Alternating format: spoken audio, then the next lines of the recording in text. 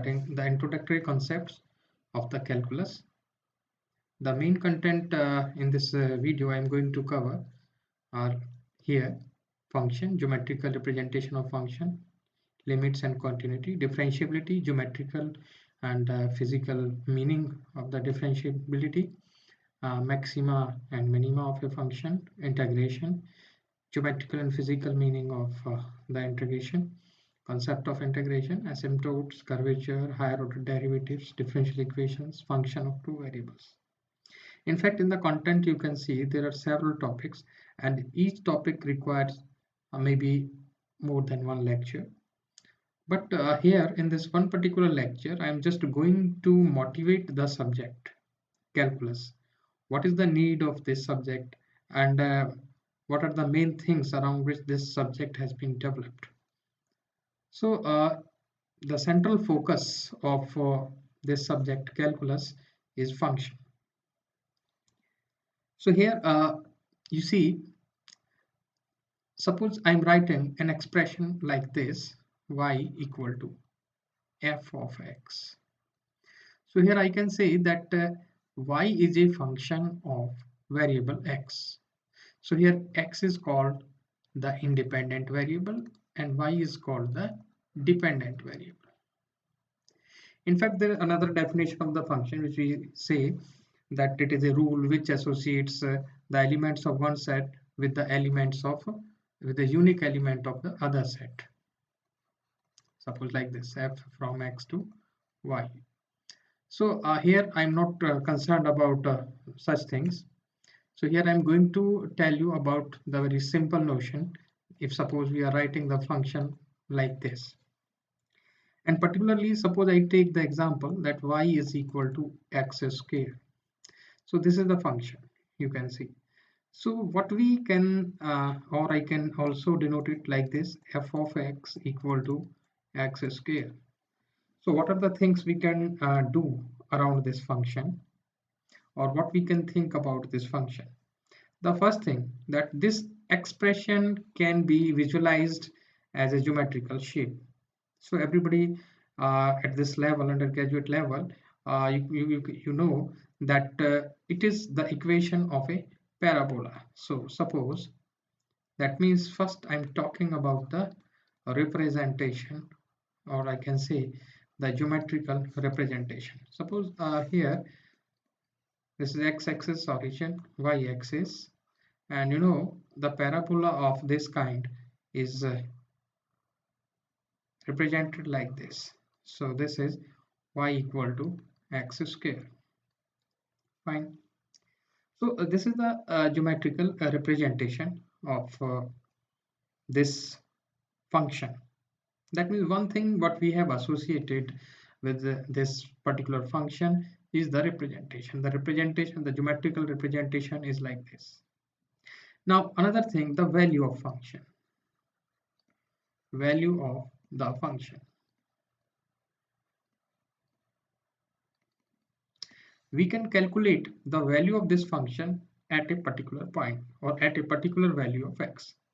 For example, if I say find f of x at x equal to 2. So I can write here because the formula is fx equal to x square. So when I put x equal to 2, so that its value is 2 equal to 2 square, that is equal to 4. So value of this function at x equal to 2 comes out to be 4. So another thing that we can find the value of the function at a point. But it is not always possible that we can find the value of a function at a particular point, and there comes the notion of limit. In that case, we find the, you can say, the approximate value of this function. For example, if value of a function does not exist at x equal to 2, suppose I'm writing the function here fx is equal to 1 over x minus 2. So if I try to find the value of this function at x equal to 2, definitely it is not feasible here, because 1 by 2 minus 2 is 1 by 0 is infinity. So it is not the value of this function at x equal to 2 does not exist. But when we say that x tends to 2, that means either x is slightly greater than 2, because on the real line, suppose I'm writing here 0 and this is 2. So if either x is slightly less than 2 or slightly greater than 2, then we have certain value of this function.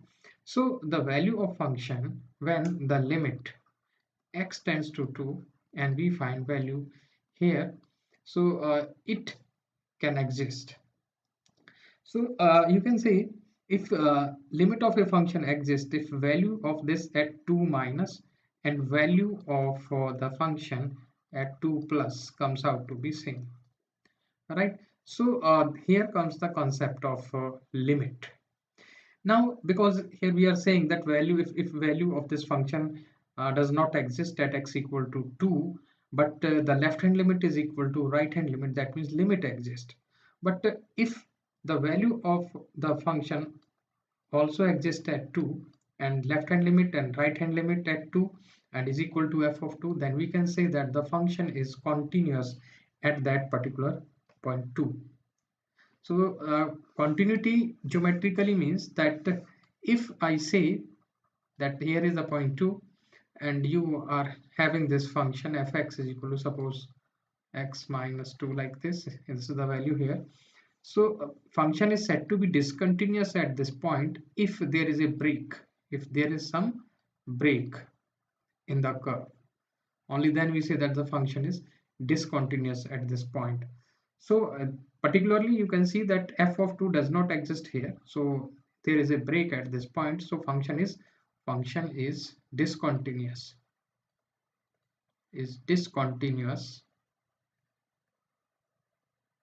at this point at x equal to 2.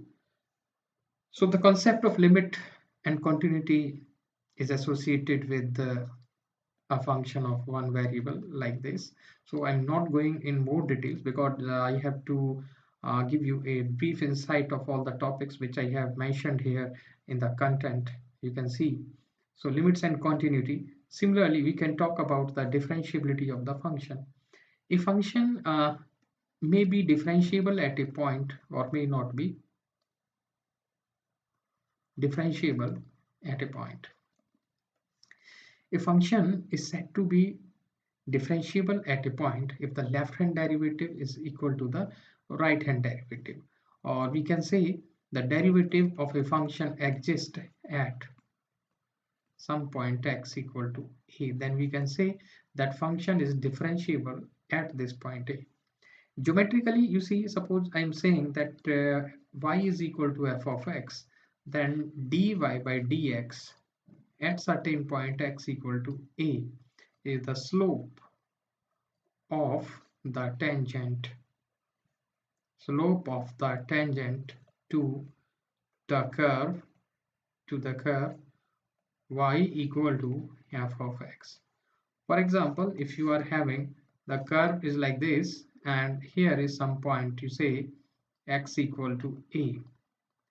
So dy by dx means the slope of the tangent. This is the tangent line. There is a tangent line to this curve y equal to f of x.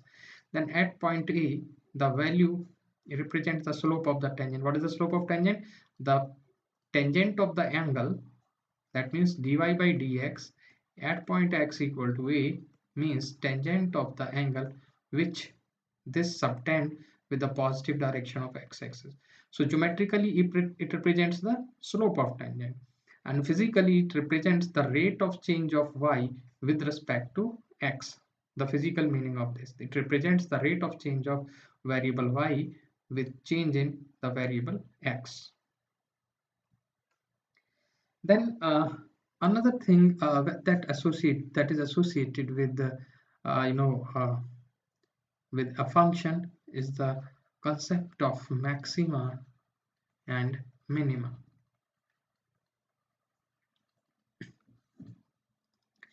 We have seen that a function can be represented in the form of a curve, and if the curve is like this, suppose the plot of the curve y equal to f of is like this.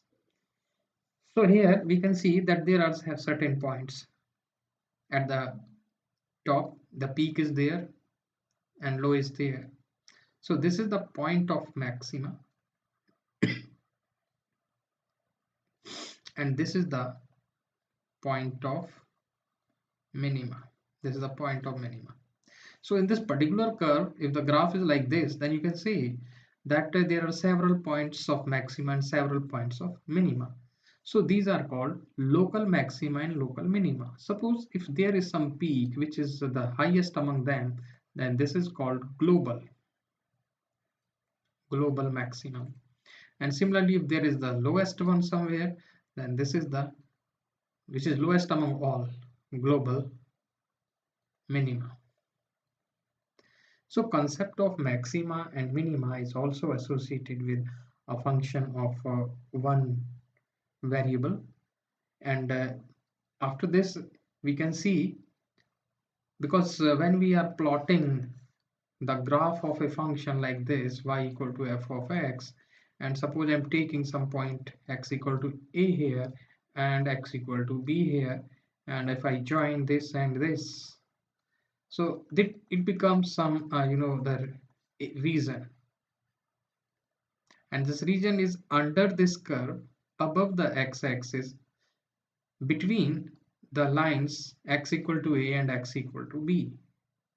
So this idea, the calculation of this region, this idea motivated the concept of integration. Then came the concept of integration.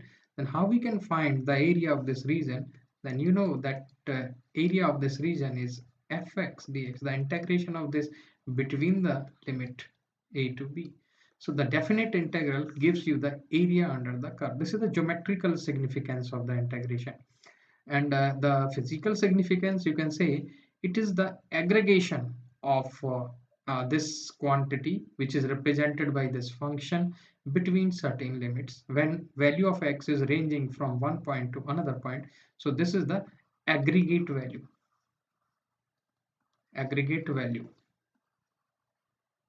of some physical quantity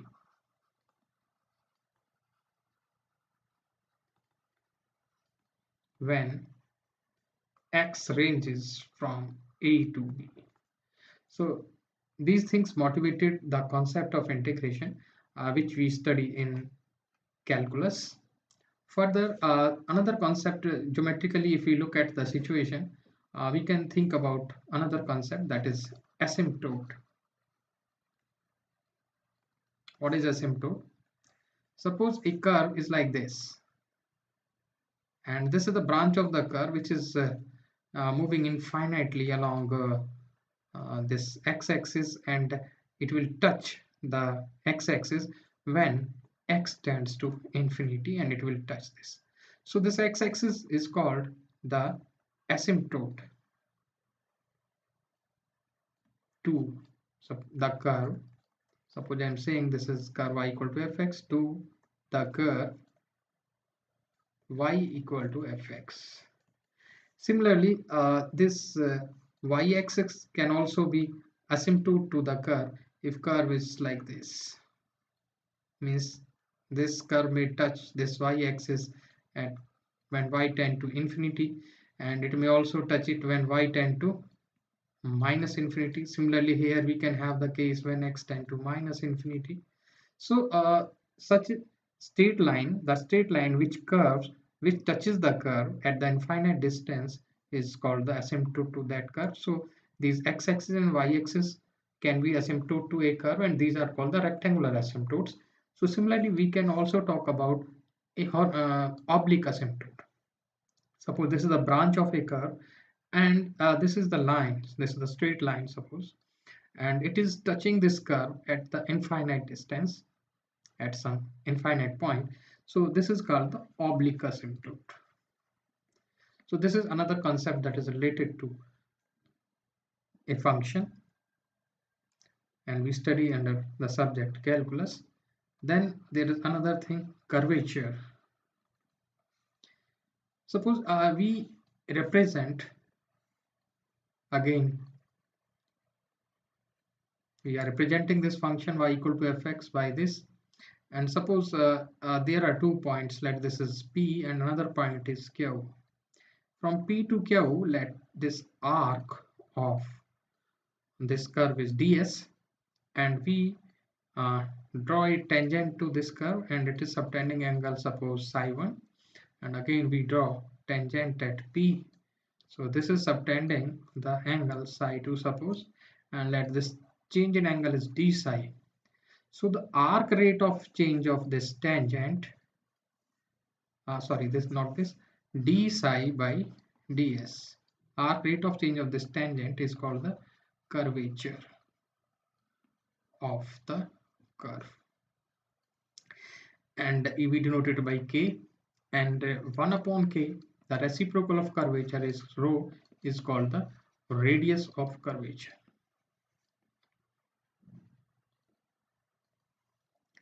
Then came the concept of higher order derivatives.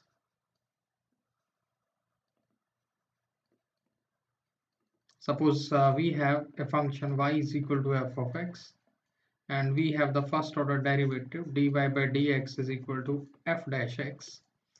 Then we can also think about the second order derivative f double dash x, etc. So we can talk about the higher order derivatives. So further, if we look at the situation from these derivatives, if we add dy by dx square plus y equal to maybe some function, it gives you such an expression.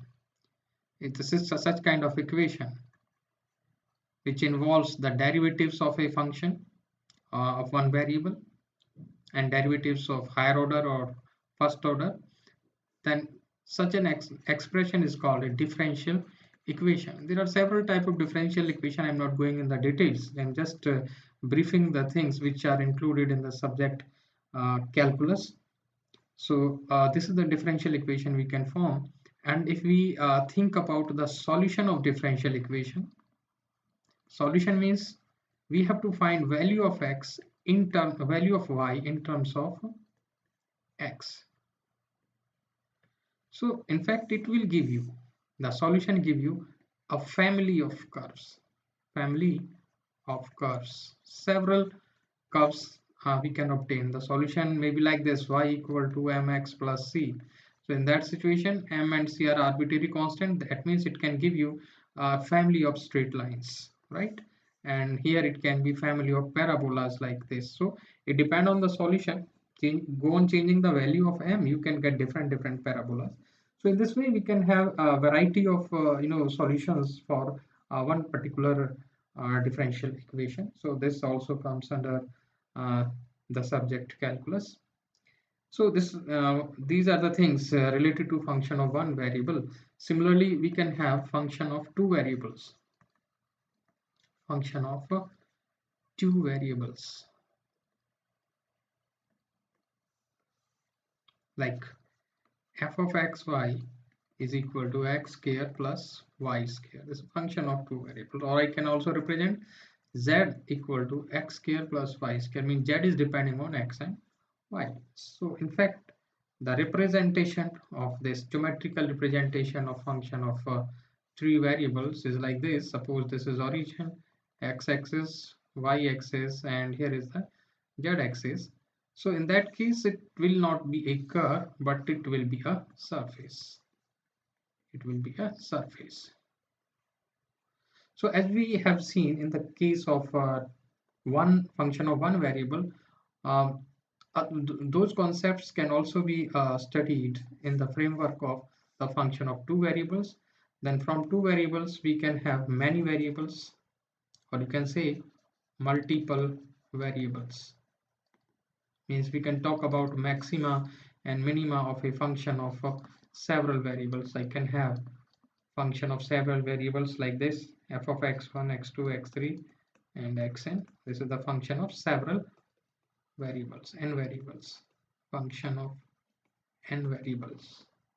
So those concept of differentiability, limits, continuity, maxima and minima, and the differential equations. In place of the differential equation, in case of a function of more than one variables, we talk about the partial differential equations. Partial derivatives means if z is function of two variables, then we can talk about del z by del x, the partial derivative of this with respect to x. Similarly, del z over del y, second order partial derivatives like this. Okay, and when we add these, suppose I'm adding this, and I may put here x del square z by del x square equal to maybe some function, maybe 0. So such kind of scenarios gives you the partial differential equations. So these partial differential equations, partial order derivatives, and the concept of maxima and minima have several applications in various disciplines, maybe in electrical engineering,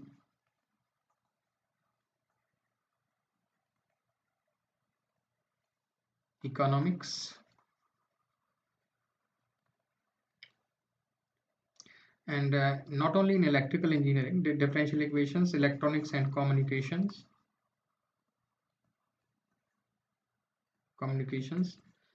and anywhere in any discipline wherever mathematical modeling works.